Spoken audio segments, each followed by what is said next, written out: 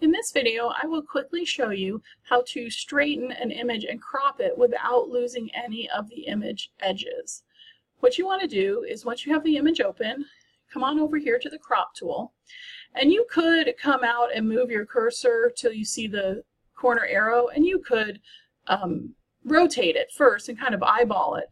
But sometimes when you do this, you might miss or not make the image horizontal. I'm going to go back to undo that back. So another way that you can straighten it is right up here on the crop tool. There is a measuring or straighten tool that you can use. If I turn this on, what I can do is I can actually draw a line across this straight edge. I'm going to click a start point, click, hold, and drag to tell Photoshop, hey, this is the top edge and I want it to be horizontal, and it will actually move it at that point. If I clear all the settings and I make sure I have ratio, then I can come on down and I can just drag in my edges to crop.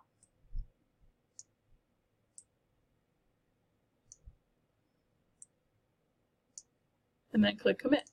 And there you have it. So that's an easy way to rotate an image and crop it by using that straightening tool. Thank you for watching.